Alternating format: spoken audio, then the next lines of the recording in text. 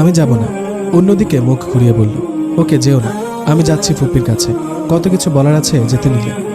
এই না না, আমি যাব, মুখ গোমরা করে বলল। Good girl.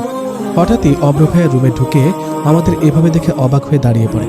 ভাইয়াদের জন্য চা নিয়ে এসে আপু শুভ্র ভাইয়াকে এভাবে দেখে চায়ের কাপ ফেলে দিয়ে চোখ চেপে ধরে চিৎকার দিয়ে ওঠে। তারপর বাকি সব ইতিহাস। আপুর চিৎকারে আর কাপ ভাঙার শব্দে সবাই রুমে এসে হাজির। সবাই চোখে এক ঝাঁক প্রশ্ন নিয়ে আমাদের দিকে তাকিয়ে আছে, আর আমি সে আর নাইবা বলি। অবশেষে নীরবতা ভেঙে আম্মু গম্ভীর কণ্ঠে বলে উঠল, রোদ, তুমি এই সময় এখানে কি করছিলে? আসলে পাপা শুভ্র ভাইয়ের দিকে তাকিয়ে থেমে গেলাম। কি পাপা পার করছিস? ভ্রু কুচকে জিজ্ঞেস করলো আপু। তারপর আমি যা বলেছিলাম তাতে করে শুভ্র ভাইয়া সহ সবারই চোখে বেরিয়ে আসার উপক্রম হয়েছিল। আমি তাদেরকে বলেছিলাম আমি এখানে গোসলের পারমিশন নিতে আসছিলাম। জানি কথাটা শুনে অবাক হওয়াটাই স্বাভাবিক, কিন্তু কি করা, পার দিয়ে অন্য কোনো ওয়ার্ড আসছিলই না। আর ওনার টাওয়ালটা দেখে গোসল ওয়ার্ডটাই ফট করে বেরিয়ে গেল। এরপর শুভ্র ভাইয়া ওনাদের কিছু বুঝিয়েছিলেন। কি বুঝিয়েছিলেন তা আমি এখনো জানতে পারিনি। তারপর থেকে সবাই এই বিষয়টা নিয়ে মজা নেয় আর হুহা করে হাসাহাসি করে। দাদির কথায় বাস্তবে ফিরে এলাম। ওই তো আমার দাদু ভাই চলে এসেছে। কি গো দাদু ভাই, মুখটা এমন করে রেখেছ কেন? আদর কম হয়েছে নাকি? মুখ টিপে হেসে বলল, ইস, এবার আমার লজ্জায় মরে যেতে ইচ্ছে করছিল।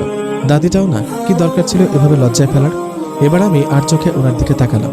ওনার রিয়াকশনটা দেখতে চাচ্ছি, কিন্তু আমাকে ব্যর্থ হতে হলো। ওনার মুখে রাগ বা লজ্জা কিছুই খুঁজে পাচ্ছিলাম না। দাদিকে কিছু না বলে চুপচাপ 5 মিনিটের মধ্যে খেয়ে উঠে গেলাম।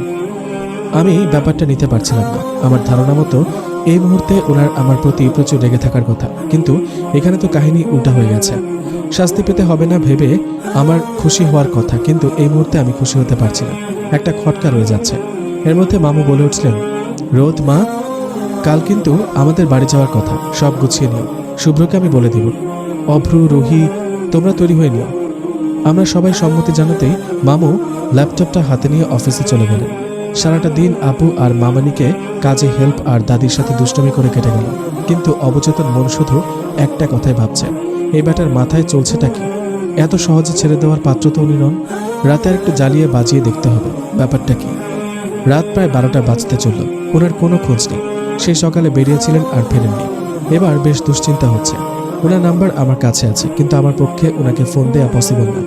ফার্স্টলি, উনি আমার ফোন পিক করবেন না, অ্যান্ড সেকেন্ডলি, ওনাকে ফোন দেওয়ার প্রশ্নই আসে না। You all know ego is a big matter. ঠিক 12টা 30 মিনিটে উনি বাসায় ফিরলেন। এসে বিছানায় গা এলিয়ে দিলেন। ওনাকে বড্ড ক্লান্ত দেখাচ্ছে। আমার খুব ইচ্ছা করছিল ওনার সাথে কথা বলি, কিন্তু ওনার সাথে কথা বলার মতো কোনো টপিকই আমাদের মধ্যে নেই। কি বলা যায় ভাবছি। এই যে মিস্টার, ইচ্ছা করে কাঁচা ঘুমটা ভাঙালাম যেন রেগে যায়, কিন্তু উনি আমার ইচ্ছায় এক বালতি পানি ঢেলে দিলে ভ্রু কুচকে আমার দিকে তাকিয়ে বললেন, কিছু বলবা? ওনার কথাটা স্বাভাবিক হলেও তার সেই অতি স্বাভাবিক কথাটা আমার কাছে অতি অস্বাভাবিক বলে মনে হচ্ছে। আমি ওনার দিকে সন্দেহের দৃষ্টিতে তাকিয়ে বললাম, কি ব্যাপার, আপনি এখানে শুয়েছেন কেন? তো কই শুভ? তা আমি কি জানি? আমি এখন ঘুমাবো, আর আমি আপনার সাথে এক বিছানায় কিছুতেই শোবো না। সো ইউ ক্যান গো নাও। অনেকটা ঝাঁঝালো কণ্ঠেই বললাম, কিন্তু এবারও রাগ না করে। কিছুক্ষণ আমার দিকে তাকিয়ে থেকে একটা বালিশ নিয়ে সোফায় শুয়ে পড়লেন। এবার আমি অবাকের চরম সীমায় পৌঁছে গেলাম। হচ্ছেটা কি এসব? উনি কি করতে চাইছেন? চুপি চুপি আমাকে মেরে নদীতে ফেলে দেওয়ার প্ল্যান করছেন না তো? হ্যাঁ, ওয়াহ, কি হবে এখন? সেদিন রাতে ঘুমেরা আর চোখে ধরা দিল না। সকাল সকাল উঠে নামাজ পড়ে নিলাম। উনি বাচ্চাদের মতো ঘুমাচ্ছেন। খুব নিষ্পাপ লাগছে দেখতে, কিন্তু মুখে একটা ক্লান্তির ছাপ। আচ্ছা, ওনার কিছু হয়েছে কি? হঠাৎ এমন পরিবর্তন কি আদৌ মেনে নেওয়া যায়? ব্রেকফাস্ট করে বেরিয়ে পড়লাম আমাদের বাসার উদ্দেশ্যে। খুবই ভালো লাগছে। বাবা মায়ের সাথে পুরো একটা দিন থাকবো ভাবতেই নাচতে ইচ্ছা করছে। আমার পুষে রাখা অভিমানটাও চারা দিয়ে উঠছে বারবার। উনি পুরো রাস্তা নির্বাক ছিলেন। গম্ভীর মুখে গাড়ি ড্রাইভ করে গেছেন শুধু। ওনার এমন ব্যবহারে আমার বড্ড ভাবাচ্ছে। বাইরের দৃশ্য আর পেছনের সিটে বসে থাকা আপু আর ভাইয়ার খুনসুটি ঝগড়া এনজয় করতে করতেই বাড়ি পৌঁছে গেছি।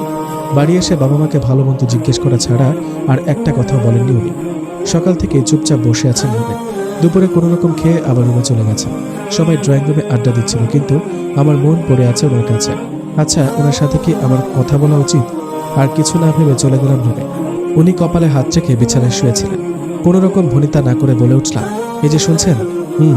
চোখ মেলে তাকিয়ে বলল, কিছু বলবে? আপনি কি ঠিক আছেন? মানে বলছিলাম যে আপনাকে মোটেও ঠিক লাগছে না। কোনো সমস্যা হচ্ছে আপনার? চাইলে আমাকে বলতে পারেন।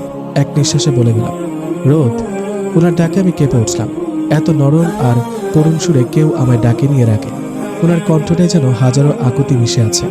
রোদ, আমার সাথে একটু বাইরে কোথাও যাবে প্লিজ? ওনার কথাটা শুনে যেন আকাশ থেকে বললাম, যে মানুষটা আমাকে 1 মিনিটের জন্য সহ্য করতে পারে না, সে কিনা আমাকে তার সাথে ঘুরতে যেতে বলছে। ব্যাপারটা হজম করতে বড্ড কষ্ট হচ্ছে। যাবা রোদ, প্লিজ? আমার দম বন্ধ হয়ে আসছে রোদ, করুণ চোখে বলল। ওনার কথায় কি রিয়েকশন দেবো বুঝতে পারছি না। মস্তিষ্ক বলছে কোথাও গন্ডগোল আছে। নো রোদ, ডোন্ট গো। কিন্তু মনটা নাছোড়বান্দা, তাই মনটাকে জয়ী করে রাজি হয়ে গেলাম। গাড়িতে বসে আছি আর উনি ড্রাইভ করছেন। জানি না কোথায় যাচ্ছি, কেন যাচ্ছি। মনের মধ্যে নানা কথা উকি দিচ্ছে।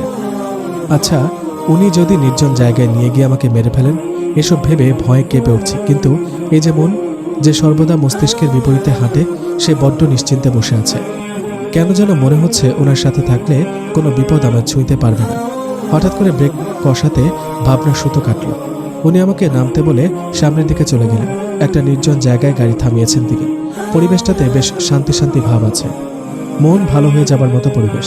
ওনার দিকে এগিয়ে গেলাম। ঘাসের উপর মাথা নিচু করে বসে আছেন তিনি।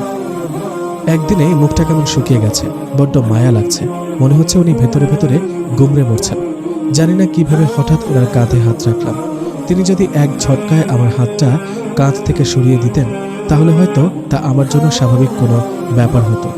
কিন্তু তিনি যা করলেন তার জন্য আমি কোনো কালেই প্রস্তুত ছিলাম না। ওনার কাঁধে হাত রাখতেই উনি বাচ্চাদের মতো ফুঁপিয়ে উঠলেন। আমি কি করব বুঝতে পারছি না। এমন কিছু হতে পারে আমি স্বপ্নেও ভাবিনি। এই মানুষটাকে হাসতে দেখেছি, রাখতে দেখেছি, ধমকাতে দেখেছি, কিন্তু কাঁদতে দেখিনি কখনো। এমন পরিস্থিতিতে আগে কখনো পড়িনি। কি বলে সান্ত্বনা দেওয়া যেতে পারে তাও জানি না। তার উপর ওনার এমন অদ্ভুত বিহেভিয়ারের কারণটাও জানি না। তাই চুপ করে রইলাম, কিছু বললাম না। এই অসীম নীরবতায় শুধু ওনার কান্নার আওয়াজটা ভেসে আসছে। আমার ভেতরটা দুমড়ে মুচড়ে যাচ্ছে। হঠাৎ উনি আমার হাত ওনার বুকে রেখে কান্না জড়িত কণ্ঠে বলে উঠলেন, এইখানটায় খুব কষ্ট হচ্ছে রোদ, আমি নিঃশ্বাস নিতে পারছি না রোদ, আমি নিঃশ্বাস নিতে পারছি না। বড্ড ভালোবাসি আমি নীলিকে, বড্ড ভালোবাসি। ওকে ছাড়া আমি বেঁচে থাকতে পারছি না। মরে যাচ্ছি আমি, মরে যাচ্ছি। অঝরে কাঁদছেন তিনি। জানো রোদ, ভালোবাসার পাল্লায় আমি সবসময় নীলের কাছে হেরে যেতাম। আমার থেকেও বেশি ভালোবাসতো আমার, তবুও ধরে রাখতে পারলাম না। দেখো, এই হাতটা আজ ফাঁকা। ও বলছিল কখনো ছাড়বে না এই হাত, কিন্তু ও কথা রাখেনি। ধোঁকা দিয়েছে আমায়, ধোঁকা।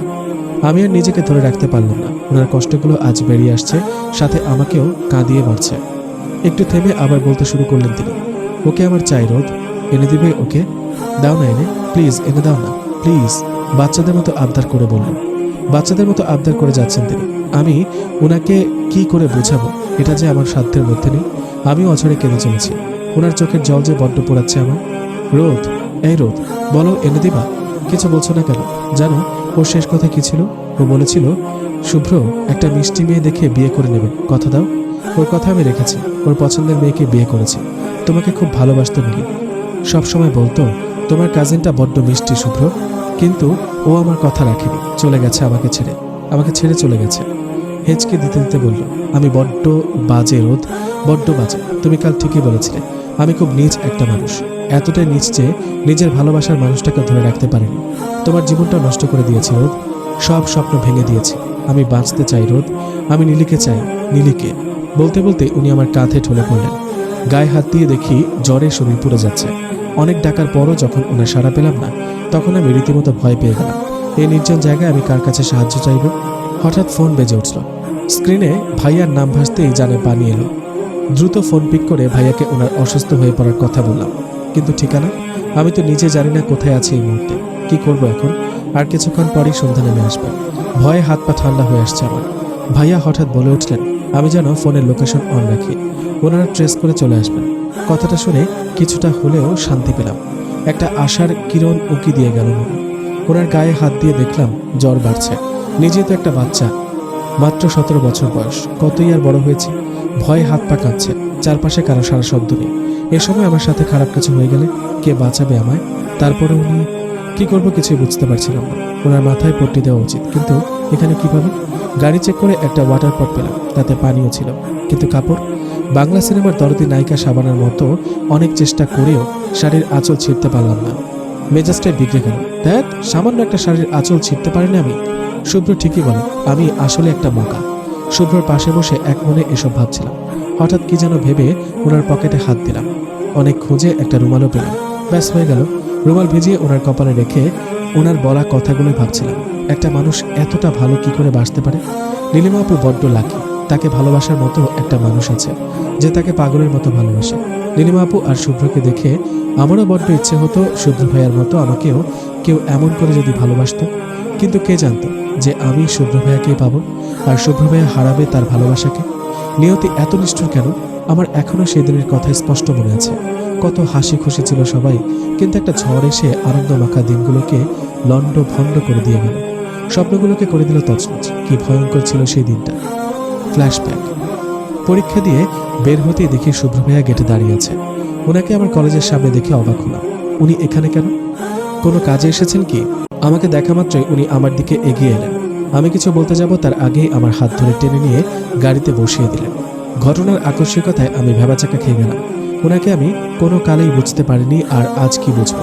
তাই নিজের মাথায় খিচুড়ি না পাকিয়ে ওনাকে জিজ্ঞেস করলাম, ভাইয়া আমরা কোথায় যাচ্ছি? ভাইয়া বলুন না কোথায় যাচ্ছি, আর কেনই বা যাচ্ছি? মা কি জানে?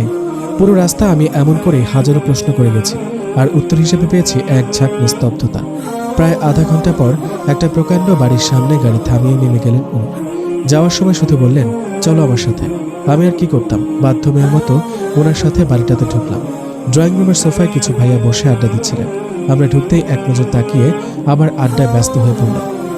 আমি খুবই অস্বস্তি ফিল করছিলাম, তবু শুভ্র ভাইয়ার পিছু পিছু সিঁড়ি বেয়ে উপরে উঠে এলাম। শুভ্র ভাইয়া একটা রুমের দরজা খুলে আমাকে ভেতরে যেতে বললেন। আমিও একরাশ ভয় নিয়ে রুমের ভেতরে পা রাখলাম। রুমে ঢুকে অবাক হওয়ার মাত্রা যেন আরও বেড়ে গেল। বেডের উপর বিয়ের জন্য আমাদের যা যা লাগে প্রায় সব জিনিসই সুন্দর করে সাজিয়ে রাখা আছে। আচ্ছা, শুভ্র ভাইয়া কি আমাকে কারোর সাথে বিয়ে টিয়ে দিয়ে দেবে না তো? ব্যাপারটা চিন্তা করতেই ভয়ে শরীর কাঁপতে লাগলো। কি বলবো কিছু ভেবে না পেয়ে জিজ্ঞাসু দৃষ্টিতে ওনার দিকে তাকালাম। উনি আমার দিকে এক নজর তাকিয়েই আলমারি খুলে একটা প্যাকেট আমার হাতে ধরিয়ে দিলেন। আমি তখনও একইভাবে ওনার দিকে তাকিয়ে আছি। প্যাকেটটা হাতে ধরিয়ে দিয়ে রুম থেকে বেরিয়ে গেলেন উনি। যাওয়ার সময় শুধু বললেন, ড্রেসটা চেঞ্জ করে নাও। আমার সাথে কি হচ্ছে আর ঠিক কি হতে চলেছে আমি কিছুই বুঝতে পারছি না। পকেটটা খুলে দেখলাম একটা পিঙ্ক কালারের ড্রেস। বার্থডে গার্লরা সাধারণত এমন ড্রেস পরে, কিন্তু আমাকে এই ড্রেস দেওয়ার কারণ কি? উনি কি তাহলে আমাকে কোনো বার্থডে পার্টিতে নিয়ে যাবেন? যদি তাই হয় তাহলে এভাবে আনার কি দরকার ছিল? আর এসব বিয়ের কাপড় চোপড়েই বা রহস্য কি? চারদিকে শুধু প্রশ্ন আর প্রশ্ন। বুঝে উঠতে পারছি না ড্রেসটা পরবো নাকি রেখে দিব। রেখে দেওয়াটাই বেটার হবে। আবার যদি উনি রেখে যান, তার চেয়ে বরং পরেই নিই। কি হবে সেটা নিয়ে পরে ভাবা যাবে। ড্রেসটা চেঞ্জ করে ওয়াশরুম থেকে বের হতেই উনি হুড়মুড় করে রুমে ঢুকে পড়লেন। আবারও সেই আগের স্টাইলে টানা হেঁচড়া করে গাড়িতে বসালেন আমাকে। নিজেকে আমার পুতুল বলে মনে হচ্ছে। ওনার যেমন ইচ্ছা উনি আমাকে সেভাবেই চালাচ্ছেন। প্রশ্নের উত্তর দেওয়ার প্রয়োজন মনে করছেন না। নেহাত উনি আমার মামুর ছেলে, নয়তো চিৎকার চেঁচামেচি করে গণধোলাই খাওয়াতাম। আজীব জনগণ। আরে ভাই নিয়ে যাচ্ছিস নিয়ে যা, আমি কি মানা করেছি? করিনি তো, তাহলে উত্তর দিতে সমস্যাটা কই? যত সব। নিজের মনেই বকবক করছিলাম। হঠাৎই গাড়ি থেমে গেল। বিরক্ত হয়ে ওনার দিকে ভ্রু কুঁচকে তাকিয়ে জিজ্ঞেস করলাম, কি ব্যাপার, থামালেন কেন? উনি আমার প্রশ্নটাকে দূরে ছুঁড়ে ফেলে দিয়ে বললেন, ভিতরে যান। এতক্ষণে আমি সামনের দিকে তাকালাম। এ কি, এ তো নীলিমা আপুদের বাড়ি, কিন্তু উনি আমাকে এখানে আনলেন কেন? আবারও ওনার দিকে প্রশ্নমাখা চোখে তাকালাম। উনি আমার দিকে না তাকিয়ে বলে উঠলেন, ভিতরে গিয়ে নীলির বাবাকে বলবে আজ তোমার জন্মদিন, আর নীলিকে ছাড়া তুমি কেক কাটবে না, তাই তুমি নীলিকে নিতে এসেছো। বাবা মা সহ সবাই ওয়েট করছে তোমার পথ চেয়ে। যেহেতু তুমি নীলির সাথে ওদের বাসায় কয়েকবার আসছো, আর নীলি তোমাকে ওর স্যারের মেয়ে বলে পরিচয় করিয়ে দিয়েছে, সো ওর বাবা মানা করবে না, সহজেই রাজি হয়ে যাবে, আর নীলিকে নিয়ে তুমি বেরিয়ে আসবে। আমি এখানে ওয়েট করছি, গো নাও। ওনার কথাটা শুনে আমি ওনার দিকে হা করে তাকিয়ে আছি। এসবের মানে কি? আমার ভাবনার মাঝে উনি ধমক দিয়ে উঠলেন, কি হলো, যাও। কিন্তু এত ভনিতা করার কি দরকার, আর এত নাটকই বা কেন? অবাক চোখে বলল, তোমাকে যেতে বলেছি, দাঁতে দাঁত চেপে বলল। আমিও আর কিছু বললাম না। রাগে ফুঁসতে ফুঁসতে ভেতরে চলে গেলাম। নীলিমাপুর বাবা কোনো এক অজানা কারণে খুব ভালোবাসে আমায়। সেই ভালোবাসাকে ব্যবহার করছি ভেবে খারাপ লাগছে, কিন্তু আমার কিছুই করার নেই। ভেতরে গিয়ে আঙ্কেলকে ভালো মন্দ জিজ্ঞেস করে শুভ্র ভাইয়া শিখিয়ে দেওয়া বলেই আওড়াতাম। কাজ হয়ে গেল। নীলিমাপুর রুমে গিয়ে দেখলাম সে একদম তৈরি হয়ে বসে আছে। আমার আর বুঝতে বাকি রইল না, সবকিছুই প্রি প্ল্যান্ড। একমাত্র আমি এক আহাম্মক যে কিছু জানি না। নীলিমাপুকে নিয়ে বেরিয়ে পড়লাম। শুভ্র ভাইয়া গাড়িতে ওয়েট করছিল। আমরা বসতেই গাড়ি স্টার্ট দিলেন তিনি। 15 মিনিটের মাথায় আবারও গাড়ি থামল। বাইরে তাকিয়ে দেখলাম কাজী অফিসের সামনে গাড়ি দাঁড় করানো হয়েছে। এবার কিছু কিছু বুঝতে পারছিলাম। আমরা নামতেই ওনার বাকি ফ্রেন্ডদের দেখতে পেলাম, যারা ড্রয়িং রুমে বসেছিল। তাদের মধ্যে একজন কিছু শপিং ব্যাগ এনে আপুর হাতে ধরিয়ে দিয়ে বললেন, সব রেডি আছে, তৈরি হয়ে নাও। হবু ভাবি দাঁত কেলিয়ে বললেন, রোদ তোমাকে হেল্প করবে। আপু ওয়াশরুমে গিয়ে ড্রেস চেঞ্জ করে নিলেন, তারপর হালকা সাজগোজ। আপুকে এত সুন্দর লাগছিল কি বলবো, ছেলে হলে হয়তো প্রেমে পড়ে যেতাম। আপুকে সাজাতে গিয়ে যা জানতে পারলাম তার সারাংশ এই, আপুর হঠাৎ করে কাল বিয়ে ঠিক হয়ে গেছে, তাই এই গোপন বিয়ের আয়োজন। বাবা অনেক হার্ড, লাভ ম্যারেজ মেনে নেবেন না, তাই এই কাণ্ড যেন ছেলেকে কাবিননামা দেখিয়ে ভাগানো যায়। আধ ঘন্টার মধ্যেই আপুর সাজ কমপ্লিট। আপুকে নিয়ে বেরিয়ে আসতে চোখ আটকে গেল। শুভ্র ভাইয়া অফ হোয়াইট শেরওয়ানি আর নীল পাগড়ি পরেছে, অসম্ভব সুন্দর লাগছে ওনাকে। চরম রকম ক্রাশ খেলাম, চোখ সরানোর ইচ্ছা না থাকলেও সরালাম, হাজার হলেও অন্যের বর বলে কথা। এদিকে শুভ্র ভাইয়া হাঁ করে নীলিমা আপুকে দেখছে, এ নিয়ে ওনার ফ্রেন্ডরা কি মজাটাই না করছে। অবশেষে বিয়ের পর্ব শেষ হলো, আপু আবার ড্রেস চেঞ্জ করে নিলেন। এই অবস্থায় বাসায় গেলে আঙ্কেল নির্ঘাত সন্দেহ করবেন। আমরা সবাই কাজী অফিসের সামনে দাঁড়িয়ে আছি, শুভ্র ভাইয়াকে সবাই মিলে পিঞ্চ করে চলেছে, আমিও সেসব এনজয় করছি। হঠাৎ নীলি আপুর কথা মনে পড়তে দেখি উনি পাশে নেই। আশেপাশে তাকাতে যা দেখলাম তাতে আমার হাত পা ঠান্ডা হয়ে গেল। একটা পিচ্চি রাস্তায় বসে কাঁদছে আর আপু তাকেই তুলতে গেছে, কিন্তু একটা ট্রাক যে তার দিকেই ধেয়ে আসছে তা হয়তো তার খেয়ালই নেই। ভয়ের চোটে আমার গলা দিয়ে কথা বের হচ্ছে না, হাত পাগুলো অবশ হয়ে আসছে। আমি যেই না সমস্ত শক্তি দিয়ে চিৎকার দিতে যাব, অমনি এক প্রকার শব্দে আমরা সবাই স্থির হয়ে গেলাম। শুভ্র ভাইয়া 2 মিনিট স্থির দৃষ্টিতে রাস্তার দিকে তাকিয়ে থেকেই নীলি বলে গগন বিদারী চিৎকার দিয়ে ছুটে গেলেন সাথে সবাই, কিন্তু আমি নড়ার ন্যূনতম শক্তি পর্যন্ত পাচ্ছি না। নিজের অজান্তেই চোখ পেয়ে পানি পড়তে লাগলো। এর আগে এমন কোনো পরিস্থিতির সম্মুখীন হইনি আমি। নীলি আপুকে আমি নিজের বোনের মতো ভালোবাসতাম, তাই চোখের সামনে প্রিয় মানুষটির রক্তাক্ত শরীর দেখে আমি বাক রুদ্ধ হয়ে দাঁড়িয়ে আছি। কিছু বলার বা করার শক্তি আমার নেই। নীলি আপু 2 দিন যাবৎ আইসিইউতে লাইফ সাপোর্টে আছেন। ওনার বাবা মা খবর পেয়ে তৎক্ষণাৎ ছুটে এসেছেন। ওনাদের বিয়ের কথাটা বলার সাহস বা পরিস্থিতি কোনোটাই ছিল না, তাই আর বলা হয়ে ওঠেনি। একমাত্র মেয়েকে হারিয়ে আন্টি তো পাগল প্রায়। আঙ্কেলও বারবার সেন্স হারাচ্ছেন, কলিজার টুকরো বলে কথা। আমি আমার নিঃশ্বাসের সাথে পাল্লা দিয়ে দোয়া করছিলাম যেন আপু ভালো হয়ে যায়। সবার মুখে চিন্তার ছাপ। হঠাৎ ডাক্তার এসে বলল, নীলি আপুর জ্ঞান ফিরেছে। কথাটা শুনে এত খুশি লাগছে কি বলবো, এবার সব ঠিক হয়ে যাবে। কিন্তু না, আমি ভুলছিলাম। নীলি আপু মাত্র 5 মিনিটের মাথায় আমাদের ছেড়ে চলে গেল। আমি চিৎকার করে কাঁদছি, একটা অপরাধ বোধ আমায় কুড়ে কুড়ে খাচ্ছে। কেন গেলাম নীলি আপুকে আনতে? কেন? আমি না গেলে না উনি আসতেন, না এভাবে হারিয়ে যেতেন। সবাই কান্না করছে, কিন্তু শুভ্র ভাইয়া না, উনি কান্না করছেন না, একদম শক্ত হয়ে বসে আছেন, যেন এখন একটা ঘোরের মধ্যে আছেন তিনি। নীলি আপুর চলে যাওয়া উনি মেনে নিতে পারেননি, পারার কথাও না। আমি খুব করে চাচ্ছি উনি কাঁদুক, কেঁদে নিজেকে হালকা করুক, কিন্তু না, উনি এক ফোঁটা চোখের জল ফেলবেন না, শুধু নিস্তেজ হয়ে বসে রইলেন। সময়ের সাথে সাথে ধীরে ধীরে সব স্বাভাবিক হয়ে যায়, কিন্তু শুভ্র ভাইয়া স্বাভাবিক হননি। এরপর তাকে আর হাসতে দেখা যায়নি। আমিও পড়াশোনা নিয়ে ব্যস্ত হয়ে পড়েছি। সামনে এইচএসসি এক্সাম, মাত্র 3 মাস বাকি। ব্যস্ততার মধ্যে সময় যে কিভাবে যায় বোঝাই যায় না। তাই তো দেখতে দেখতে কিভাবে যে 3 মাস কেটে গেল বুঝতেই পারলাম না। সাথে এইচএসসি এক্সামও শেষ হলো। এর মধ্যে একবার শুধু ওনাকে দেখেছিলাম, উস্কো খুস্কো চুল, গালের খোঁচা খোঁচা দাড়িগুলো বড় হয়ে জঙ্গলে রূপ নিয়েছে, 2টো চোখ লাল আর হাতে সিগারেট। ওনার চোখে মুখে রাত জাগার স্পষ্ট চিহ্ন দেখতে পেয়েছিলাম। সেদিন বুকের কোথাও একটা বড্ড কষ্ট হয়েছিল। তারপর এলো আমাদের বিয়ের দিন। আমার এক্সামের পরের দিনই আপুর বিয়ের ডেট ফিক্সড করা হলো। শুভ্র ভাইয়ার এই অবস্থায় কেউ আর ধুমধাম করে বিয়ের অনুষ্ঠান করার মনে ছিল না, তাই ঘরোয়াভাবে বিয়ের আয়োজন করা হয়। আপুর কাবিন হওয়ার কিছুক্ষণ পর মামা হঠাৎ আব্বু আম্মুকে রুমে ডেকে নিলেন।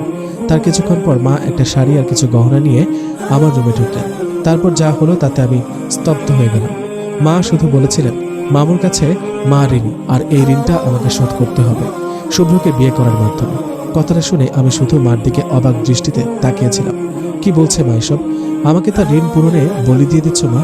চোখ ফেটে কান্না পাচ্ছিল সেদিন। আরে আমারও তো কিছু স্বপ্ন আছে, আশা আছে, সেগুলোর কি কোনো গুরুত্ব নেই?